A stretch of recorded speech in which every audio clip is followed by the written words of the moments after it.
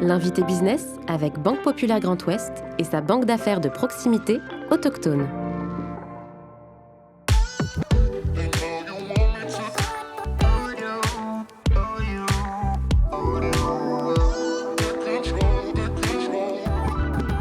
Le groupe L2C accompagne les entreprises dans leur transformation numérique en développant des sites web, des applications et des solutions intégrant l'intelligence artificielle.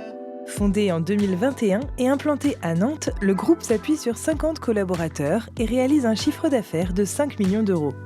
Milad Nouri, PDG du groupe L2C, est aujourd'hui l'invité business. Bonjour Milad Nouri. Bonjour Clément. Merci beaucoup d'avoir accepté notre invitation dans le fauteuil de l'invité business. Vous êtes le fondateur et dirigeant du groupe L2C et vous accompagnez les organisations dans leur transformation digitale en intégrant notamment les dernières avancées, l'intelligence artificielle, la blockchain et les stratégies innovantes en marketing digital. Ça, c'est le cœur de vos métiers. Je voudrais qu'on revienne simplement sur votre parcours parce qu'il dit aussi le dirigeant que vous êtes aujourd'hui, le manager que vous êtes aujourd'hui. Vous êtes né en 1982 et vous êtes arrivé en France à l'âge de 10 ans dans des conditions particulières.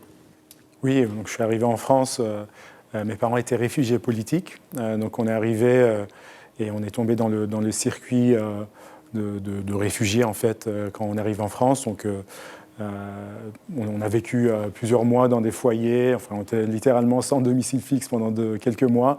On a fait de foyer en foyer, on changeait tous les 2 jours, jusqu'à ce qu'on trouve en fait un foyer à Créteil, je me rappelle. On a dû rester 5-6 mois. Et ensuite à Cergy-Pontoise.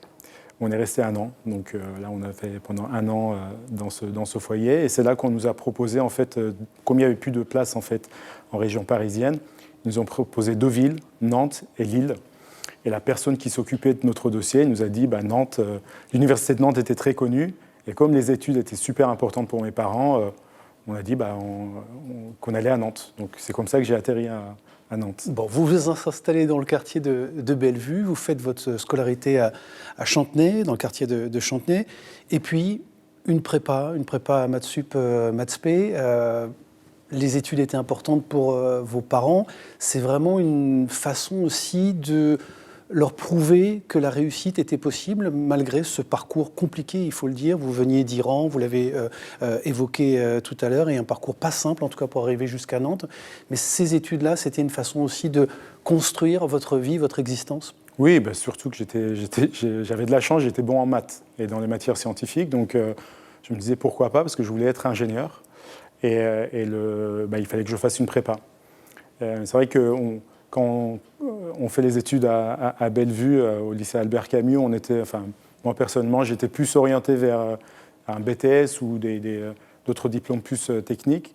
Et moi, je dis non, moi je veux faire une prépa, donc j'ai réussi à entrer à Saint-Stan. J'ai fait ma prépa à Saint-Stan et mes études à Polytech Nantes. Pour rester près de mes parents, en fait. Bon, et pour rester près de vos parents, mais en fait, ce sont des études qui vous mènent quand même assez rapidement vers l'international. Vous retrouvez l'international, et particulièrement la Chine, où vous faites vos premières armes, en tout cas votre stage déjà, et vos premières armes. Oui, j'ai fait un stage de 3 mois en Chine, dans la ville de Canton, en 2004. C'est vraiment le début de l'explosion de l'économie chinoise. On voyait la ville se transformer tous les jours, c'est juste incroyable à voir ça. Et j'ai rencontré pas mal d'entrepreneurs et lors d'un dîner, j'ai rencontré un Chinois qui travaillait pour Alcatel. Et donc c'est là que je lui ai demandé s'il avait un stage pour moi. Alors même si le concept de stage n'existait pas à l'époque en Chine, il m'a dit non, pas de problème, je te trouverai un job. Et c'est comme ça que j'ai eu mon stage de fin d'études chez Alcatel en Chine, à Shanghai. Bon, cette dimension internationale aussi, ça fait partie de votre histoire. Vous aviez besoin, même si on le verra, vous êtes très attaché à ce territoire-là, mais vous aviez besoin de faire cette aventure à l'international, et notamment la Chine. Qu'est-ce que ça vous a apporté? Comment ça vous a fait grandir en tant que futur créateur et dirigeant? Moi, j'ai suivi un parcours d'ingénieur, et on n'est pas forcément, on va dire, poussé à créer des entreprises quand on est ingénieur. Et là, j'ai vraiment appris l'entrepreneuriat avec les Chinois. Comme j'ai fait mon stage de fin d'études chez Alcatel, j'ai vu que c'était vraiment pas pour moi. Travailler dans une grosse structure où tous les jours, les process, où on n'a pas d'interaction, beaucoup d'interaction avec les autres membres de l'équipe. En plus, je ne parlais pas le chinois à ce moment-là. Donc j'ai vu que ce n'était pas pour moi. Et j'avais un projet, il m'avait donné un projet de 7 mois que j'avais terminé en 2 mois, donc j'avais rien à faire. Donc j'ai commencé à travailler sur un business plan pour lancer en Chine. Et c'était un business model qui utilisait des SMS, des téléphones. Et au bout de 4 mois, je me suis rendu compte que les sociétés privées n'avaient pas le droit d'utiliser les SMS. Et c'est comme ça que j'ai eu l'idée de lancer ma première société, qui était une entreprise pour aider justement les entrepreneurs étrangers à faire du business en Chine. Vous vous souvenez de votre premier contrat, justement, des premiers revenus, de la première marge en tant qu'entrepreneur? Oui, on a fait une première commande. C'était un ami de mon père qui cherchait à fabriquer des panneaux solaires. Donc j'ai trouvé l'usine de panneaux solaires en Chine, j'ai fait toute la partie, j'ai dû apprendre en fait comment ça fonctionnait, des panneaux solaires, etc. Et donc c'était une commande de $5 000 sur une palette de panneaux solaires, et j'ai dû faire 500 € de marge nette.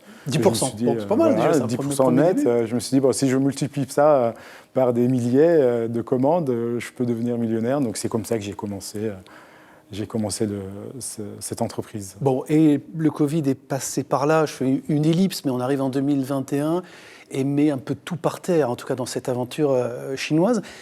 C'était aussi quand même une opportunité de rentrer en France, quelque part. Vous aviez aussi envie, parce qu'il y avait un projet familial, vous avez rencontré votre épouse qui est brésilienne en Chine, donc toujours très international, ça fait partie de votre parcours, mais vous aviez envie de revenir à Nantes. Oui, je revenais en fait à Nantes, j'avais des clients à Nantes, je revenais tous les ans, plusieurs fois à Nantes pour voir les clients, mes parents, etc.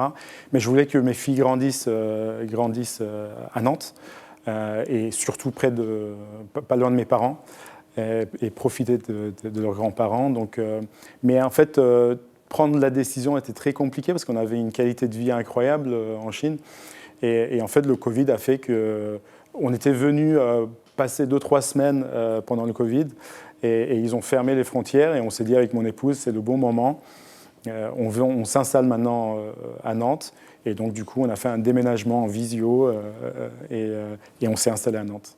Le retour a été facile, évident. Je parle culturellement par rapport au monde économique, au monde du business. On sait que c'est évidemment 2 univers, 2 mondes complètement différents, 2 planètes complètement différentes. Ça n'a pas été compliqué de revenir ici et de créer en France dans un contexte, encore une fois, très, très, très, très distinct? Alors, pas compliqué parce qu'on a de la chance en France, on est quand même bien suivi. Quand on veut lancer un projet, il y a la French Tech, il y a BPI, etc. On est quand même très bien suivi, donc ça, c'est super bien. C'est surtout culturellement, parce qu'en Chine, en tant qu'entrepreneur, on faisait 10 000 projets à la fois. Pas 10 000, mais j'exagère un petit peu. Et donc, quand je suis revenu en France et j'ai cofondé 3 sociétés en même temps, on me disait, mais attends, tu fais quoi exactement? Je ne sais pas ce que tu fais exactement.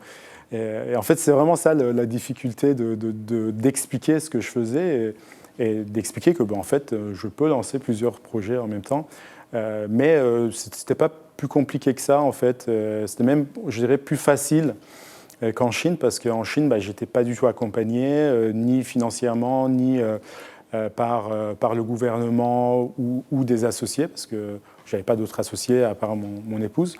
Et en France, j'ai trouvé des entrepreneurs avec qui je me suis associé. On a créé les sociétés ensemble. Vous êtes clairement aussi le produit, quand on regarde votre parcours et la façon dont vous avez fait grandir ce groupe L2C. Aujourd'hui, vous êtes 50 personnes sur différents effectivement, secteurs d'activité. Beaucoup de croissance externe. Oui. Ça, c'est votre mantra. Vous fonctionnez comment? À l'intuition, à quoi vous êtes particulièrement attentif quand vous rachetez une boîte aujourd'hui? Surtout l'équipe. C'est l'équipe qui est importante pour moi. En fait, nous, on a commencé en tant que start-up. En 2021, on a commencé à copier un modèle chinois qui était une plateforme de social commerce. On a fait une première levée de fonds en Love Money. Et ensuite, on a créé notre POC. Prof de concept. Prof de concept. Et ensuite, on a fait une très bonne levée de fonds à 6 chiffres et on s'est dit, soit on suit le modèle des startups habituels, c'est-à-dire qu'on recrute, on brûle du cash, etc., monoproduit. On a une chance sur deux de ne plus exister au bout de 2-3 ans. Et là, on a eu l'idée de faire de la croissance externe. Et on a eu cette opportunité de trouver 2 sociétés qui étaient basées à Sophia Antipolis. Donc on les a rachetées. Donc on a racheté 3 sociétés en 2024. Et donc l'année dernière, on a racheté encore 2 sociétés. Et on veut continuer à cette stratégie de croissance externe parce que ça nous permet en fait d'équilibrer le groupe, avoir cette partie innovation avec le produit qu'on continue à développer, qu'on lance. Et les PME qu'on a rachetées, qui sont rentables avec une équipe en place, etc. Et d'ailleurs, on vient d'avoir les chiffres, on a fait sur le groupe plus de 15% de croissance par rapport à l'année dernière, en 2024. Donc, ce qui montre que le modèle peut fonctionner. Ouais, et ce qui montre aussi, et c'est important de le dire à celles et ceux qui nous regardent et qui nous écoutent, qu'on a un patrimoine et des entreprises existantes qu'il faut, en tout cas auxquelles il faut s'intéresser. C'est très bien de créer, de partir de from scratch, mais on a des entreprises qu'il faut reprendre aujourd'hui et être attentif à ce potentiel. Oui, il y en a beaucoup, et en fait, je regardais les chiffres, il y a plus de 350 000 entreprises dans les 5 prochaines années où le fondateur va atteindre 65 ans ou plus. Donc il va y avoir potentiellement des centaines de milliers d'entreprises de PME à transmettre. Et aujourd'hui, si on n'arrive pas à faire ce rapprochement entre PME et existence et la partie innovation et des jeunes entrepreneurs, je pense qu'on risque de perdre en fait une grosse partie de notre savoir-faire. Mélanie Nourry, peut-être pour terminer cet entretien, parce que ça passe toujours trop vite, eu égard à votre parcours, et on a commencé effectivement par votre enfance, aujourd'hui, qu'est-ce que vous avez envie de rendre, et est-ce que ça fait partie aussi de votre mantra, en tant qu'entrepreneur, rendre notamment à ce territoire et rendre aux autres, à celles et ceux qui vous ont fait grandir, qui vous ont aidé à grandir en tant que dirigeant? Moi, je me revendique entrepreneur engagé et je pense que j'ai beaucoup bénéficié de la générosité de beaucoup de personnes quand je suis arrivé, notamment à Chantenay, à Nantes. Et aujourd'hui, je me dois en fait de rendre ça. Donc, je suis, par exemple, membre du bureau de la fonds de dotation du CHU de Nantes. Je suis rotarien et je fais pas mal d'actions, on va dire, caritatives pour le territoire, notamment pour le CHU.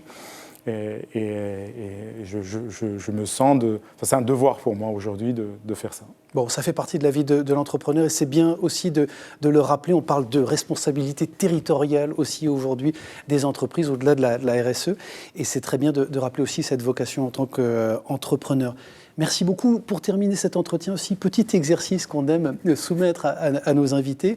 On va vous présenter et vous faire découvrir une question qui vous est posée par un ancien dirigeant invité dans ce fauteuil. Je vous laisse découvrir cette question et y répondre. Merci. Bonjour. Si vous aviez maintenant, avec votre expérience actuelle, quelque chose à changer dans votre parcours, que changeriez-vous ? Alors, moi, j'aurais ouvert le capital de ma société plus tôt, beaucoup plus tôt. Parce qu'en fait, quand on crée une société, on veut avoir 100% des parts, on ne veut pas partager, etc. Mais en fait, je me suis rendu compte, avec les sociétés que j'ai lancées en France, on peut aller beaucoup plus vite si on s'entoure des associés, des bons associés, et qu'on ouvre le capital. Donc c'est ce que j'aurais fait. Merci beaucoup. Merci Mélanie Nourry d'avoir accepté notre invitation dans le fauteuil de l'invité business. Merci Clément.